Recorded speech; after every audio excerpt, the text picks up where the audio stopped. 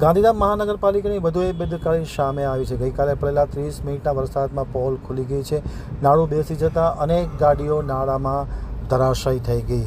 વાસ્તવમાં આ જવાબદારી મનપાની કે વેલ્સપન કંપનીની એ નક્કી કરવાનો સમય પાકી ગયો છે।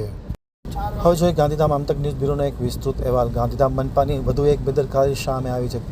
ગઈકાલે પડેલા 30 મિનિટ વરસાદમાં આ મહાનગરપાલિકાની પોલ ઉઘાડી પડી ગઈ છે। આદિપુર 5A ટાગોર રોડ પર નાળું બેસી ગયું છે। નાળું બેસી જતાં 2 4 વ્હીલ ગાડી આ ખાડામાં પડી ગઈ હતી। ગેરેજવાળાએ પાર્ક કરેલી ગાડી નાળાનો ભોગ બની ગઈ હતી। 30 મિનિટના વરસાદમાં મહાનગરપાલિકાની બેદરકારી સામે આવેલ છે। અગાઉ પણ આ રસ્તો ઠીકઠાક કરવા માટે રજૂઆત થઈ હતી, પરંતુ આખરે રજૂઆતનું કોઈ પરિણામ નહીં આવતા માત્ર 30 મિનિટના વરસાદમાં પોલ ખુલી ગઈ હતી।